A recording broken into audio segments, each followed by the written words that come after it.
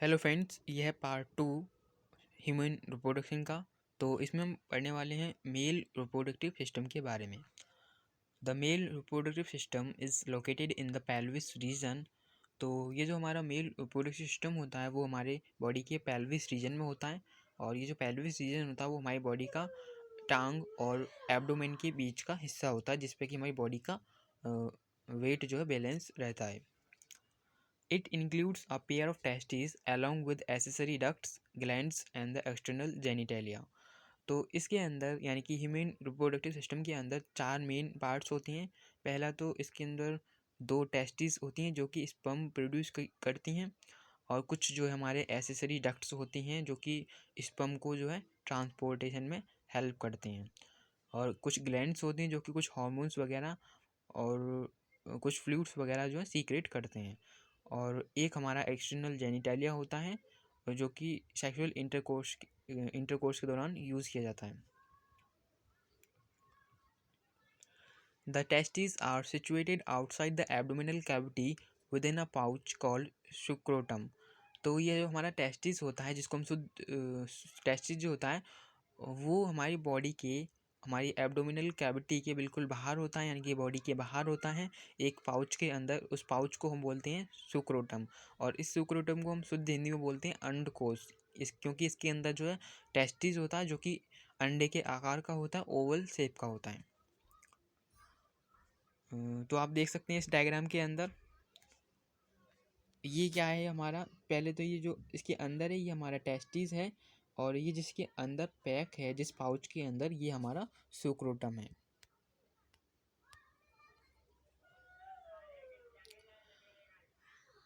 The sucrotum helps in maintaining the low temperature of the testes 2 to 2.5 degree Celsius lower than the normal internal body temperature necessary for spermatogenesis।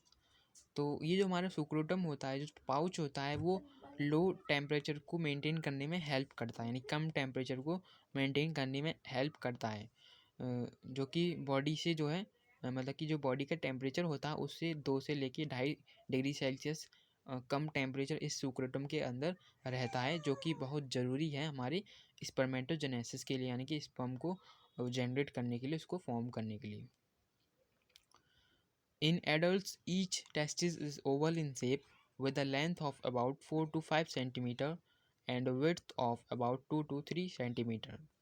तो जो adult होता है, जो mature mail होता है, उसके अंदर हमारा टेस्टिस जो है वो ओवल शेप का होता है, और उसकी लंबाई 4 से 5 सेंटीमीटर के बीच में होती है, और उसकी विड्थ, उसकी चौड़ाई जो है 2 से 3 सेंटीमीटर के बीच में होती है। The testis is covered by dense covering. तो जाहिर सी बात है कि टेस्टिस जो होता है वो एक घनी, एक डेंस कवरिंग से कवर्ड होता है। Each testis has about 250 compartments called testicular lobules.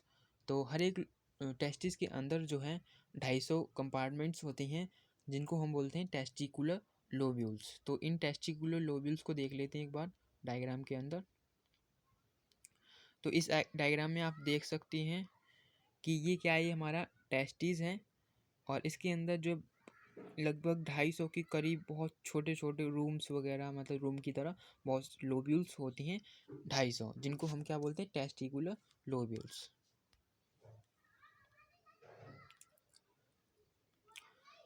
Each lobule contain 1 to 3 highly coiled seminiferous tubules in which sperms are produced। तो हर एक लोब्यूल के अंदर जो है 1 से लेके 3 तक हमारे हाईली कोइल्ड सेमिनिफेरस ट्यूब्यूल्स होते हैं। हाईली कोइल्ड मत बोले तो बहुत ज़्यादा इधर से उधर लिबड़े हुए, जैसे इंटेस्टाइन होती है ना, इधर से उधर लिबड़ी हुई, उस तरीके से हाईली कोइल्ड सेमिनिफेरस ट्यूब्यूल्स होते हैं, जिनके अंदर क्या होता है, स्पर्म प्रोड्यूस होता है। Each seminiferous tubule is lined on its inside by two types of cells called male germ cells, spermatogonia and Sertoli cells। तो हर एक सेमिनिफेरस ट्यूब्यूल के अंदर जो है, मतलब उसकी अंदर की तरफ, उसकी लाइनिंग की तरफ, मतलब कि उनके अंदर जो सेल्स होती हैं वो दो टाइप के सेल उसके अंदर पाए जाते हैं, मेल जर्म सेल और Sertoli cell. Male germ cell को हम स्पर्मेटोगोनिया भी बोलते हैं। तो इन दोनों टाइप के सेल्स को हम डायग्राम के अंदर देख लेते हैं। तो ये हमारा टेस्टिस का माइक्रोस्कोपिक व्यू है। तो इसके अंदर आप देख सकते हैं कि ये क्या है, ये बड़े बड़े जो आप देख रहे हैं ये हमारे कंपार्टमेंट्स हैं। ये 250 कंपार्टमेंट होते हैं जिनको हम क्या बोलते हैं, टेस्टिकुलर लोब्यूल्स। ये आप देख सकते हैं, ये हमारी कंपार्टमेंट है और इसके अंदर आप देख सकते हैं स्पर्मेटोगोनिया है, एक ये सेल होता है और दूसरा होता है हमारा, एक मिनट, और दूसरा हमारा होता है सर्टोली सेल्स। ये भी यानी कि 2 टाइप के सेल इस कंपार्टमेंट के अंदर, इस टेस्टिकुलर लोब्यूल के अंदर होती हैं।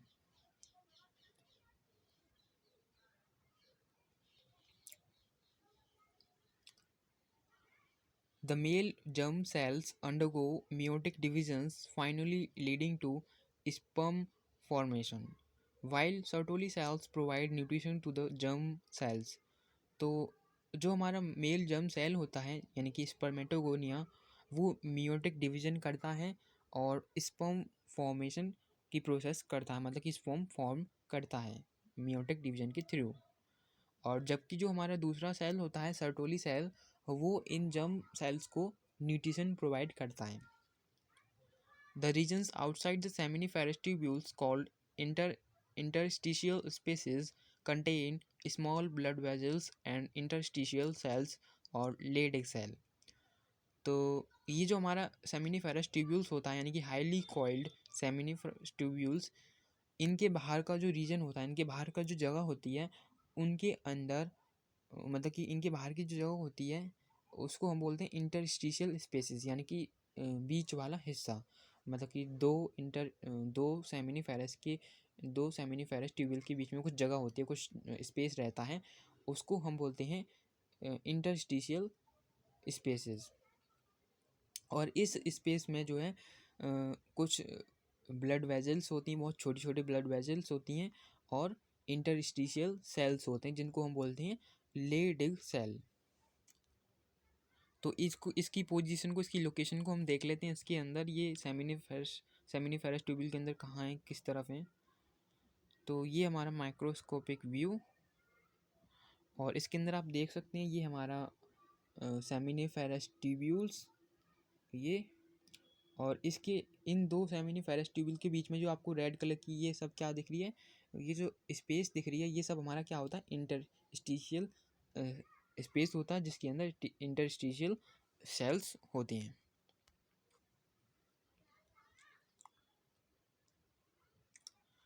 Leydig cells synthesize and secrete testicular hormones called androgens। तो इस इंटरस्टिशियल स्पेस के अंदर जो हमारे लेडिक सेल होती हैं वो टेस्टिकुलर हार्मोन को रिलीज करते हैं जिसका नाम है androgens. Other immunologically competent cells are also present. और इस जगह पर इंटरस्टिशियल स्पेस में कुछ इम्यूनोलॉजिकली कंपिटेंट सेल्स भी होती हैं, यानी कि इम्यूनिटी के लिए कुछ सेल्स होते होंगे।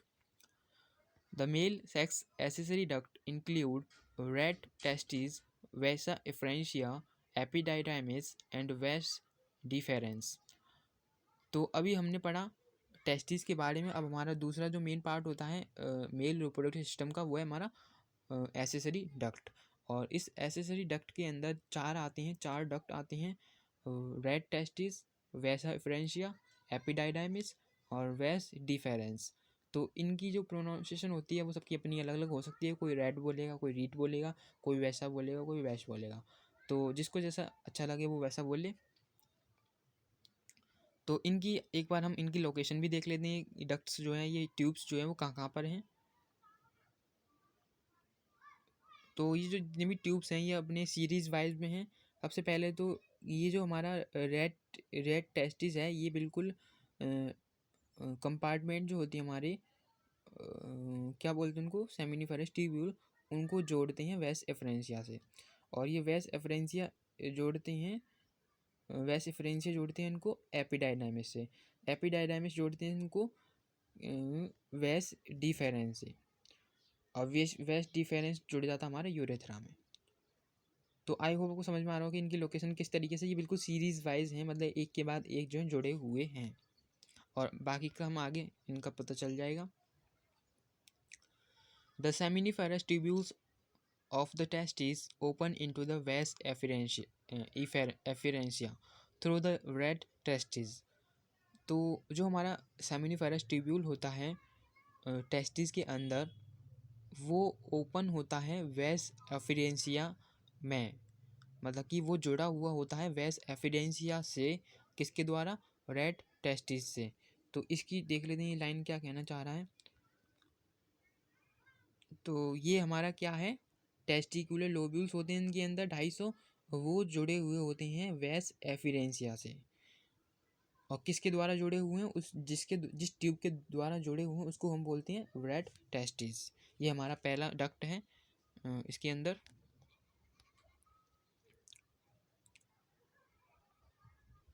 द वैसा efferentia leave the testes and open into epididymis located along the posterior surface of each testis. तो ये जो हमारा वेस एफिडेंशिया होता है ये टेस्टिस को छोड़ता है, मतलब कि टेस्टिस के जोड़ता है या उसको छोड़ता है, उससे जुड़ा हुआ होता है। और ये जो है हमारा एपिडाइडाइमिस में खुल जाता है, एपिडाइडाइमिस में जुड़ जाता है। किस तरीके से जुड़ता है? ये जो है हमारा टेस्टिस के बिल्कुल पिछले हिस्से में होता है, पिछले हिस्से से होते हुए ये एपिडाइडाइमिस से जुड़ जाता है। तो इसको देख लेते हैं। आपको यहाँ पर थोड़ा पेशेंस रखना पड़ेगा, अगर समझ में नहीं आ रहा है तो आप इसको दोबारा रिपीट कर सकते हैं। तो पहले तो यहाँ देख लेते हैं कि ये जो हमारा वैसा एफरेंशिया है ये किससे जुड़ा हुआ है? ये इस एपिडाइडाइमिस से जुड़ा हुआ है। और किस तरीके से जुड़ा होता है, मतलब इसकी लोकेशन क्या होती है, वो ऊपर की तरफ देखते हैं, ऊपर वाले डायग्राम में। ये जो है इसके पीछे की तरफ जुड़ा हुआ होता है। तो ये हमारा ट्यूब्यूल है, हमारा टेस्टिस है। इसके अगर पीछे की तरफ आप जाएंगे तो यहाँ से एपिडाइडाइमिस जुड़ा हुआ होता है, वेस एफरेंस से जुड़ा हुआ होता है एपिडाइडाइमिस से, मतलब कि इसके पीछे वाले हिस्से की तरफ होता है, कहने का मतलब ये है। आगे बढ़ते हैं। द एपिडाइडाइमिस लीड्स टू द वेस difference that ascends to the abdomen and loops over the urinary bladder. तो अब ये जो तीसरा हमारा डक्ट था एपिडाइडाइमिस, ये अब बढ़ता है वेस्ट डिफरेंस की तरफ, उसकी तरफ बढ़ता है और एब्डोमेन की तरफ, यानी ऊपर जो एब्डोमेन होता है उसके ऊपर चढ़ता है, उस पर असेंड करता है और यूरिनरी ब्लैडर को घेरता है। तो इसको देखते हैं हम डायग्राम के अंदर। तो ये जो हमारा क्या था, वेस एफिडेंसिया था। ये वेस एफिडेंसिया पोस्टीरियरली ऊपर की तरफ जा रहा है, यानी किस तरफ जा रहा है? ये ऊपर जा रहा है, एब्डोमेन की तरफ, जो ऊपर हमारा पेट वाला हिस्सा होता है उसकी तरफ जा रहा है ऊपर। और ये ऊपर जाते हुए क्या करता है? ये ऊपर जाते हुए यूरिनरी ब्लैडर को घेरता है। तो ये यूरिनरी ब्लैडर है, इसको आप देख सकते हैं, ये घेरे हुए है, यानी कि लूप कर रहा है इसको। तो टोटल मिला के अगर हम बात करें तो ये टेस्टिस है। टेस्टिस के अंदर जो है सबसे पहला हमारा क्या था? सबसे पहला था हमारा, एक मिनट देखते हैं, याद करना बड़ा मुश्किल है। सबसे पहला था हमारा रेड टेस्टिस। रेड टेस्टिस के बाद रेड टेस्टिस जुड़ा हुआ था वेस एफरेंसिया से, वेस एफरेंसिया एपिडाइडाइमिस से, एपिडाइडाइमिस वेस डिफरेंस से।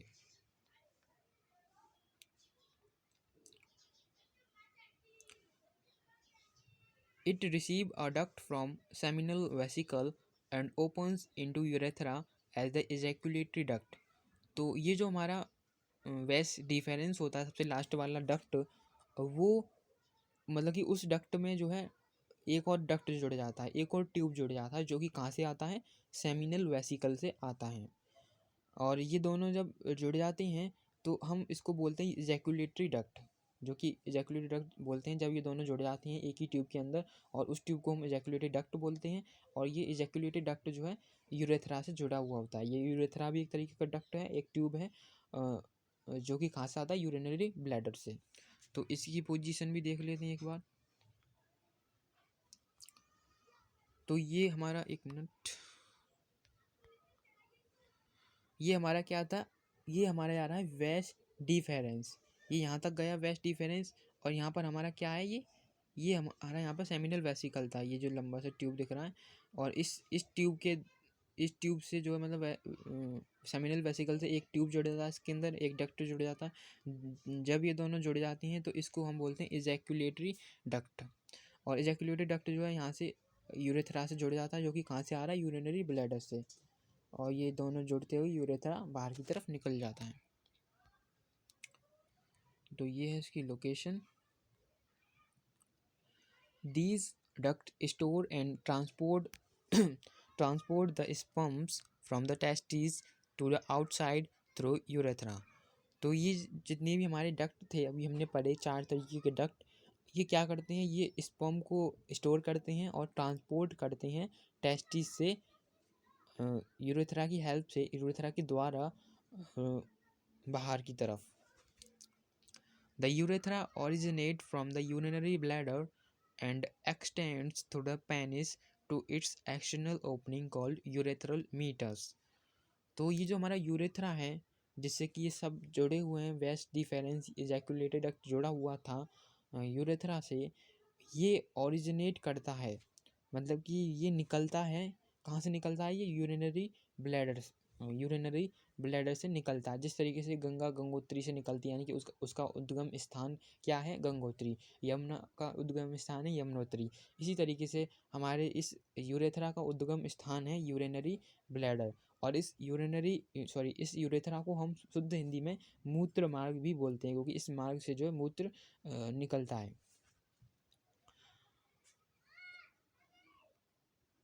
And extend through the penis to its external opening called urethral meatus। और ये जो हमारा यूरेथ्रा होता है ये पेनिस के थ्रू जाता हुआ, पेनिस के अंदर होते हुए जाता है और बाहर की तरफ ओपनिंग होती है इसकी, बाहर निकल जाता है, और उस ओपनिंग को हम बोलते हैं, एक्सटर्नल ओपनिंग को, यूरेथ्रल मीटस।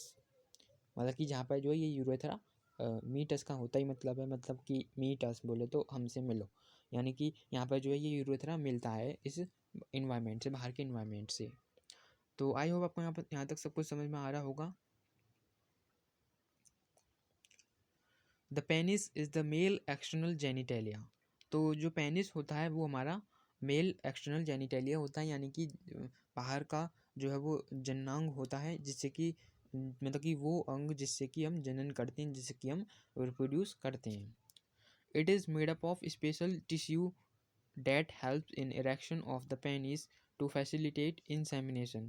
तो ये जो पेनिस होता है ये एक कुछ स्पेशल टाइप के टिश्यू से बना हुआ होता है, जो कि इसको हेल्प करते हैं इरेक्शन में, यानी कि इसको बिल्कुल खड़ा होने में, इसको बिल्कुल इरेक्ट होने में पेनिस को हेल्प करते हैं ये special tissue.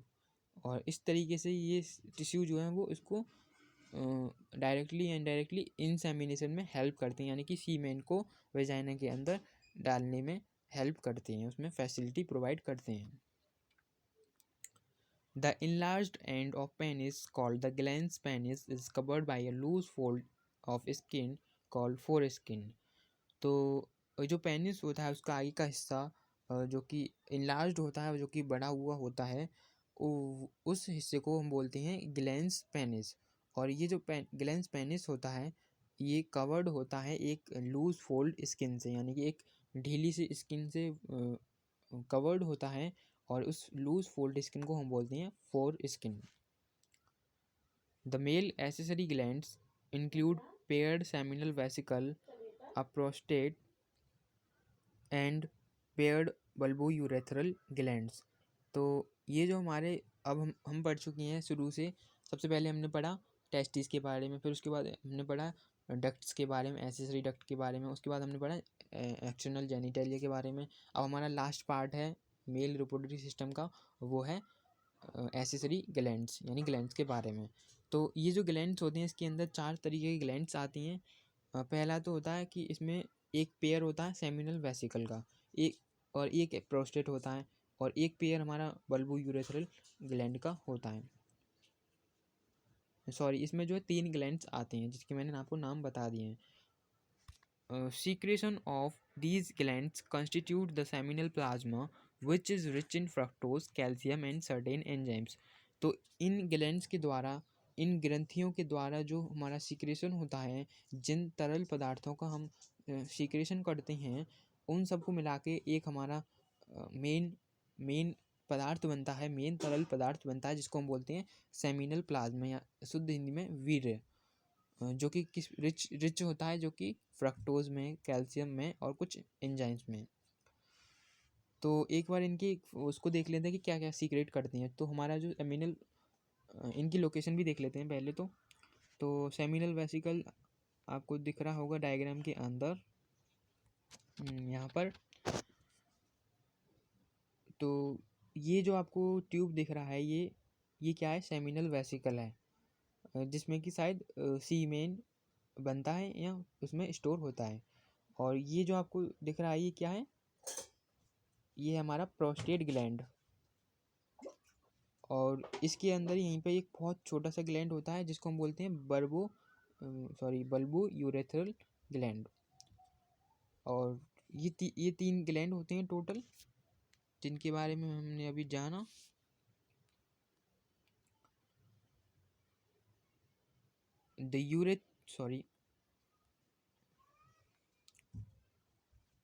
The secretion of bulbourethral glands also helps in the lubrication of the penis. तो ये जो बल्बोयूरेथ्रल ग्लैंड होता है बहुत छोटा सा, वो कुछ चिपचिपा सा तरल पदार्थ सीक्रेट करता है, जो कि पेनिस की लुब्रिकेशन में हेल्प करता है, कि सेक्सुअल इंटरकोर्स के दौरान पेनिस को वजाइना के अंदर डालने के लिए ये इसका जो तरल पदार्थ होता है वो लुब्रिकेशन में हेल्प करता है। और जो प्रोस्टेट होता है वो हमारा एक सफ़ेद कलर का तरल पदार्थ प्रोड्यूस करता है, जो कि स्पर्म को न्यूट्रिशन प्रोवाइड करता है। और सेमिनल वेसिकल के अंदर शायद स्पर्म स्टोर होता है। तो ये सब था मेल रिप्रोडक्टिव सिस्टम के बारे में। तो मतलब कि आपको शायद एक बार में नहीं आएगा, मुझे खुद नहीं आया 2 बार में। तो आप इसको जो है 2-3 बार में पढ़िएगा, NCERT से आपको सब कुछ समझ में आ जाएगा। And thank you for watching my video.